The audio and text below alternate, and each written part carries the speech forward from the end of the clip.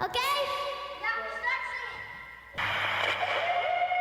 Hey Fido, nice Kiss shirt. And we're Strutter, and we chew them up and we spit them out. Hi-ho, everybody. I'm Powie. I'm Fido. And this is episode 72 of Hey, Man, Nice Kiss shirt. Yes, it's the Uncle Bob Seger back in 72 edition. The shirts. Shirts of, The One Last Kiss. End of the Road long sleeve world tour with the European dates on the back. And my shirt is a little apropos of what we're going to kick things off talking about today. This is some rock and roll over duds for FranKEnstein's Creation of remixuals of rock and roll over, which is an album many say didn't need it.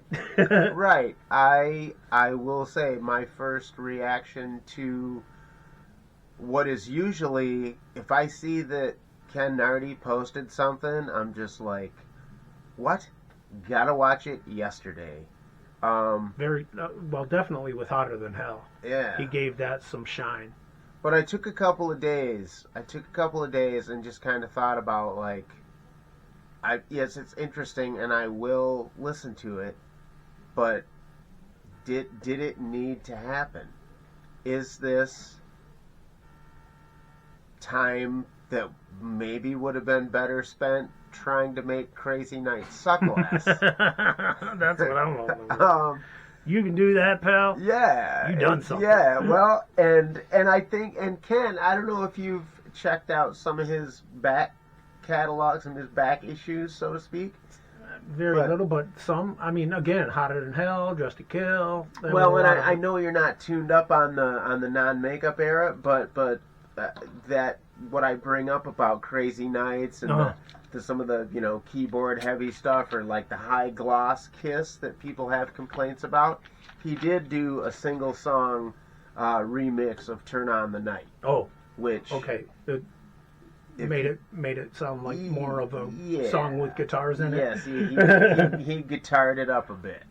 Guitared it on it. You should. Yeah. I mean, so obviously, if you haven't done that, I mean, honestly, if you've only caught even if you've only caught a couple of album remixes that Ken has done, I mean, I'm still digesting and processing. It required multiple listens to really get into his reconceptualization of the Elder. Like, he did more than sonically sweeten the Elder. He resequenced it. He told his own story, and it's really cool. I mean, for me being a big fan of the Elder, but I think for people even that aren't, he interpolates Doro Pesch's version of Only You. Anyway, I don't want to get. I could get into the weeds about that, and we may somewhere down the road. But for today, we're going to just kind of touch on what we think about the Rock and Roll Over remixes. And Rock and Roll Over and Over. Rock and Roll Over Easy. Rock and Roll Over Easy. One thing, there's a lot of people don't, I mean, nobody really brought it up in the comments, but I'm going to jump right in. What happened at the end of Dr. Love was a travesty to me. Yeah, I'm cool with weird shit and yeah, I mean, it's not like this is something that Kiss did in a remaster situation, and and sometimes when that happens in a band's catalog with the ownership of the catalog and whatnot, it makes the original mixes, hard to find or whatever, and it's problematic in that way. But in this day and age, just simply doing your own take on something, how can you fault a Kiss fan for doing that? Because you've always, we've all got the records, we've all got the whichever remaster we like individually. So yeah, we're definitely not trying to rake Ken over the coals for anything. But to hear the end of Calling Dr. Love without Ace's outro solo, that bummed me out. What That was happened? probably the first thing I think he's ever did where I kind of like backed it up and was like, no, what are you doing? So there's that. Yeah. Now, do you know? I didn't read the breakdown, the information that he put, but because Take Me has already a 45 mix that is different than what's on the album. What's on the full album, right? There's a 45 that's because that was my Rock and Roll Over for the longest time. That was the first Kiss single you bought, right? That was it. That was the first Kiss single that I bought. 45 with my own money was Calling Dr. Love and Take Me. And it was only recently that I found out that the 45 single version was different than what appeared on the full-length LP. Mm-hmm.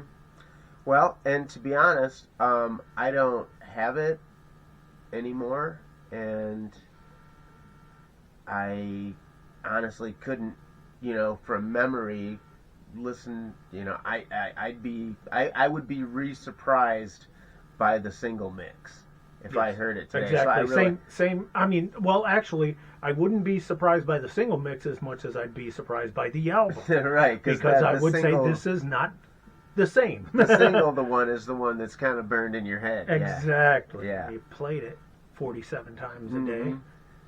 day. And there are things that are arresting as you listen to the remix.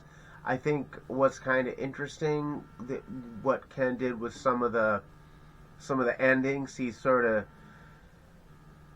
kind of made his own studio Alive 2 endings, if you will, like some of the hard endings where he would replace a fade out with an ending.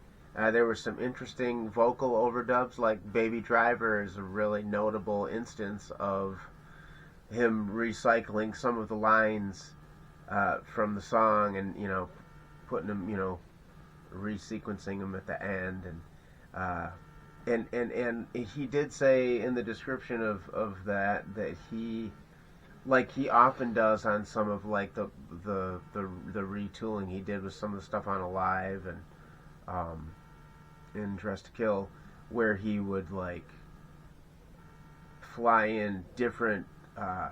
Like he's a fan of the drum sounds on Alive, and I think he's reused that snare sound more than once.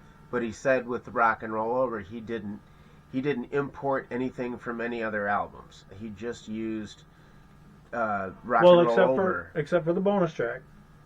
Yeah, that's true. Track. That's true. There are the bonus tracks include like the original arrangement of, I believe, Hard Luck Woman, and original arrangement of Calling Dr. Love, but there's also the version of Hard Luck Woman. There's like an electric version and an acoustic version. Yes. One of which is augmented by another fan. So just like I said, I don't want to, get into the weeds. Don't pick it all apart. I want you guys to be surprised and delighted by what you hear when you listen to the FranKENstein Creations new joint. It's cool. It's definitely cool. Like I said, there's a couple things that Powie and I listen to, and a couple, bits of lead that, in order to emphasize the vocals or the backgrounds, he took out some of the Ace filigree stuff. Right. And then it's like... Just like that picture Yeah. over yonder. Yeah. No Ace, what happened? I don't know if you could see if Paul's in the way, but yeah. My Swedish poster mag. Some really good poster pics in there, but... It just yeah, so no happened. Ace. So happened to be no Ace in today's poster image. So yeah, there's kind of scratching my head at that. But again, I digress. There's a lot of people that, hey, maybe they thought, Ace was overplaying there, or it would be cool to hear the vocals underneath, or what have you. There's there's nothing wrong with having another flavor, like a 30-second flavor at Baskin Robbins. You know, I'm cool with it. So yeah, don't get the impression that like this is a thumbs down because we love everything he does. Absolutely. It's definitely fun. A lot of a lot of what you love about Rock and Roll Over is prominent. Yeah. He takes Gene's bass. I don't know how he does what he does, but if using impulses or reamping stuff, he approximates more of Gene's growly live tone, and it pushes. He stripped back some of the reverb on some of the guitars, and it really allows the bass to punch through. And man, any excuse to hear more Gene on bass. Absolutely, it does. It does bring out a lot of those lines, those bass lines that you kind of hear, but you have to strain for. They're right there for you. Yeah, like Mr. Speed, which for me, that's one of my favorite bass lines of Gene's. But you noticed it jumped out a lot more to Very you much. Listening to the FranKEnstein remix. Absolutely. So yeah, definitely go check that out. Yeah, you're gonna enjoy it. You like it? You're gonna cock your head like a confused dog more than once if you know that album as well as we do. Wasn't that a Gene demo? Confused Dog. Yeah. Yeah. We were just listening to the. It was the flip side of Mad Dog, I think. That's the Always Near You, Nowhere to Hide demo with Confused Dog. Oh yeah, we almost forgot that. That's another cool little. There's some cool little Easter egg touches on See You in Your Dreams. Absolutely. So yeah, look out for that. Drago says it's time. Kiss your face off. It's time for the duel of the century. Yes, or the quarter of a century. Or of the spring of 2026. That too. Do the honors, Powie. Mix it up well. There are rumors of rigging afoot. There are. Let me reassure our listening public that this face-off is strictly above board. Strictly commercial. Powie always gets the shaft, ladies and gentlemen. Let's see who gets the gold mine and who gets the shaft today. I will try to give this as much props as I can, but here we go. All right. And we might want to trade. Let's trade. Collect them all. Trade them with your friends. Oh, yeah, I think you might be winning this one. You think? I think so. Ooh, doggies. It's a battle of Under the Rose versus We Are One. Ooh. Wow. Well, this is going to be interesting for both of us. Great vocals on Under the Rose. Even Gene. I love Gene's vocals on this. I do like the guitars and stuff. It is a very good kind of proggy kind of Kiss song for me because it does seem very out of character for them and stuff. I always just picture freaking coked out of his mind Bob Ezrin just going, "Loneliness will haunt you." So, if I remember correctly, was the riff Eric Carr's? I think it might be his melody, if I'm not mistaken. Yeah, because I know Gene had given him his flowers about, hey, this guy even writes. This guy can even play guitar and stuff, and can write stuff and help us out. Because God knows we we do enough of it. Right. So I think Gene was like tickled pink that Eric was actually contributing and actually doing something different. I mean, sometimes it takes another guy to go in and go, hey, what about this? Right. And I think at that point in history, Paul and Gene not only felt they were, but were doing, a lot of the heavy lifting. And so I'm sure they were intrigued by the relatively new dynamic. When Kiss took the left turn at Albuquerque with the Elder, I was already going off the cliff with Dynasty and Unmasked. I was not enthused, but probably this 1981 too. It was I was like, I discovered Iron Maiden was on MTV, that concert with Paul Di'Anno. And I can't remember if Dennis Stratton was still with them or not, but it was it was Adrian and Dave, right? Adrian and Dave, yeah. And yeah, so I was just totally geeked on Iron Maiden. Guys were like turning me on to Iron Maiden, and just that was certainly the big dip out. And it's kind of funny that we have an Elder song up against a Psycho Circus song, because although I wouldn't call it a dip out, I would say that the high I was on, just post reunion, and really being excited, for like, oh man, all far thinking, with all their hype, that it's gonna be heavy, it's gonna sound like Destroyer, all the usual crap they'd say. It's gonna sound like Rock and Roll Over. Yeah. you just think, and so yeah, I think all of our appetites in '97 were wet for a very 70s-esque Kiss album, and that's not what we got.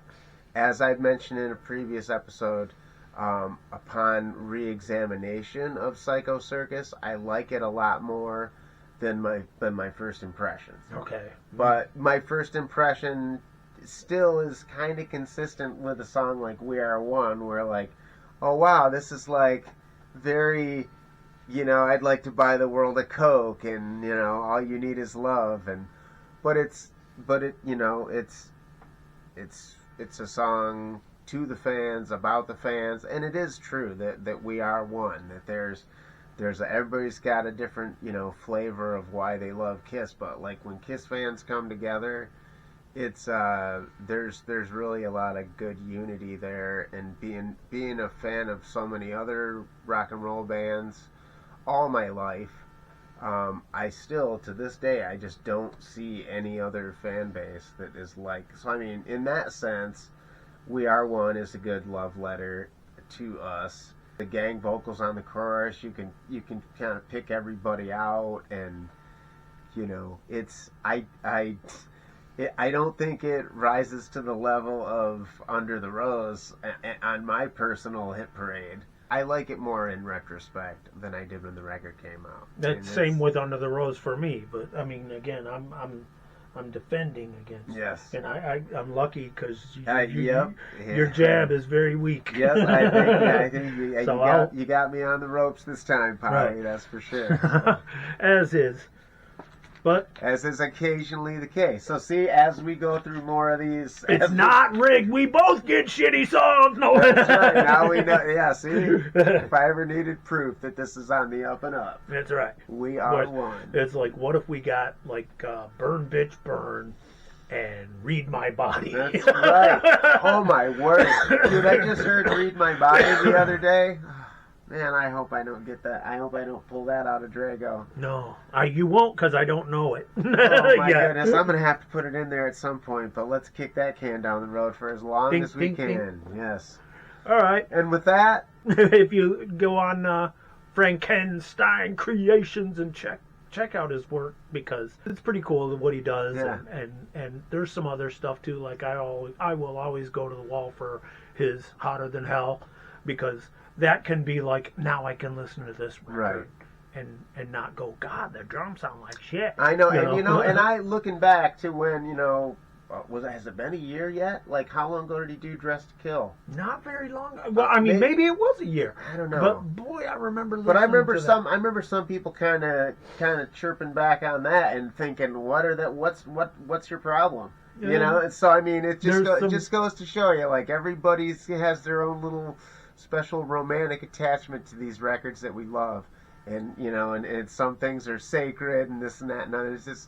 It's always fascinating that we're never going to agree on everything about Kiss, but we got the main stuff covered. Right. What's important is what's important, and what's important is that you put your two lips together and hit that subscribe button. And remember the words of the Barbarian: play hard, play fair, nobody hurt. Hey man, nice Kiss shirt. It's the red.